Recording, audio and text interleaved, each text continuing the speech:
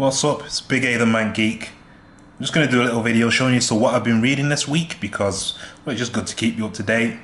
And you can check out any of the stuff that I'm reading. I'll probably try and do this kind of thing once a week so you just know what I've read. And obviously over time you'll get a bit of an idea of what I'm actually into. So obviously starting off with Super Sons.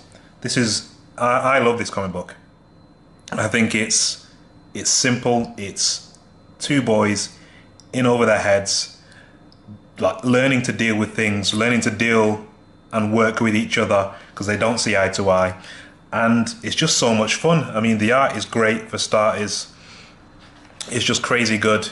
And it's just kids. Just kids. Like, and look at the art. The art's great. Like, the dialogue, also good. It's just a good book overall, and I'm just sad that I hear like not that many people are reading it, but I hope it doesn't get cancelled.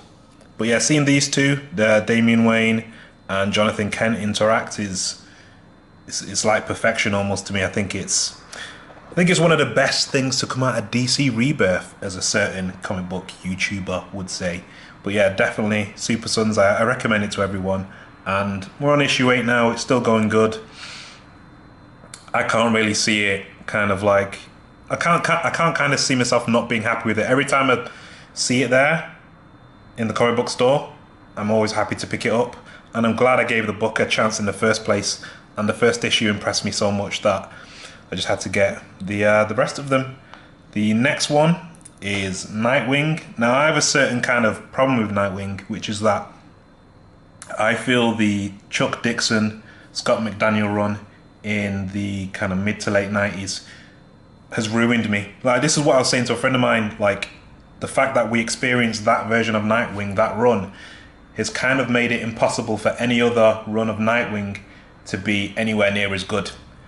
And that's kind of unfortunate, because I do kind of enjoy the story as to what's going on, but I feel like that Chuck Dixon run was about a young man kind of going about wanting to do his own thing and kind of learning the struggles of being a solo hero, all by himself, but without the money that Batman provides. So he kind of had to do everything himself, like when he had to learn about cars and he had to build his own car.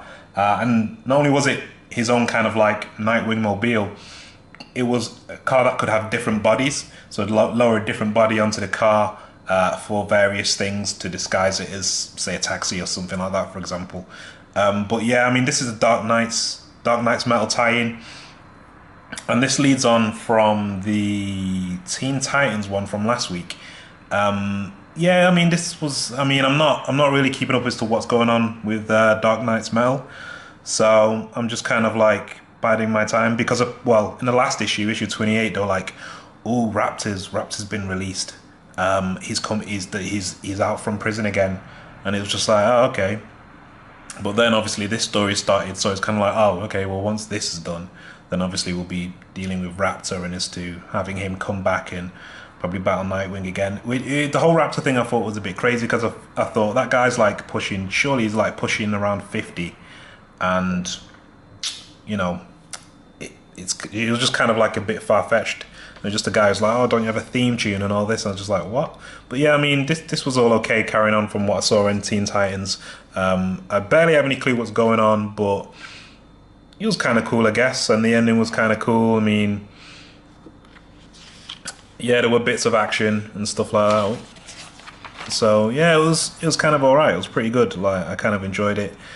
Yeah, well, I mean, yeah, Nightwing, I don't know, I've got a difficult relationship with it. It's like half and half kind of thing. It's like half like it and half don't.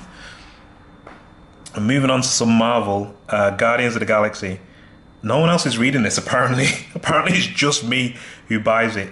And you know what? It's been weird because the story has gone back and forth in time. So it starts off kind of like in the present, and then it goes back to tell a story about a specific character. So for example, it went back to tell a story about Gamora before they went on a mission to like rob something, and we get to see kind of her have this dream about the Soul Stone and part of her spirit is still in the Soul Stone. And then obviously it then jumped forward in time again to the present.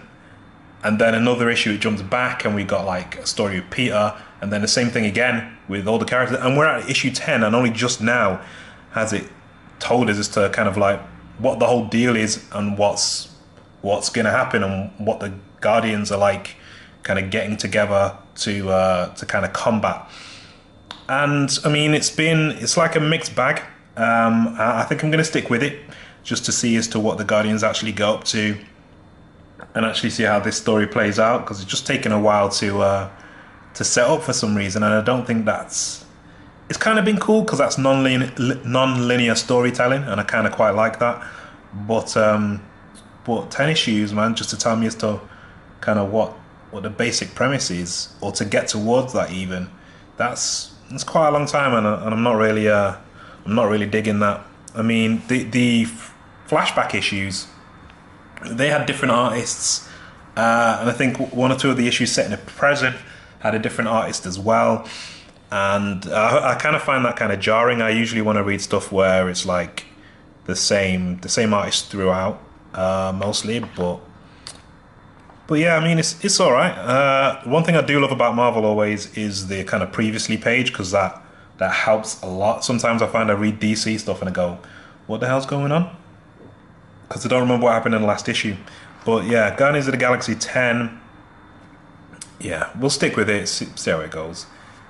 Next up, Spider-Man, which, although it does have normally has a previously page, this one didn't. And so it was pretty much, the entire issue is pretty much a flashback issue to Miles and Kingpin, Wilson Fisk, and as to how they first meet in prison, and we get to see kind of their relationship. I mean, this is essentially just saying it's telling us Miles' history in the 616, and it's a bit obviously, like, this character has never been mentioned as being in the 616 until, well, I say mentioned, yeah, well, I say his first mentioning was in Spider-Man, but Wilson Fisk in the entire history of Marvel has never given any indication that he knows a guy called Miles Morales. So you just kind of have to roll with it, because it's just like, okay, yeah, you're filling in the blanks essentially. And so, yeah, it kind of makes sense. I mean, the whole story is kind of like, it's kind of like a prison kind of story mostly, and then we see them outside of that, like working in the mob, and they own a restaurant together and all this kind of business. And yeah, the thing with Spider-Man is that Spider-Man 2 is that, yeah, I want them to get back to the present so I can figure out again as to what's going on and as to why they're chasing right after Miles, because we've kind of forgotten. And I need that previously page back, because without that previously page, I have to dig out the issue, and I'm too lazy to do that. So yeah, I think I'll get all of Spider-Man just so I can see what happens, because it'll just be interesting to have both Spider-Man 1 and Spider-Man 2. But yeah, so far, again, I find this is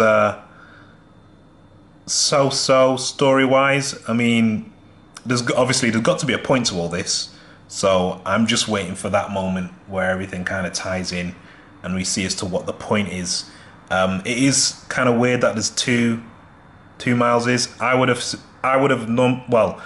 would have assumed that Ultimate Miles 1610 would have replaced this Miles after Secret Wars, and like the world was kind of like the universe being rebuilt. Surely they would have scrubbed him out and put him in, but that isn't the case. So now there's two sets of the same person, although different ages, in one universe, and that is odd.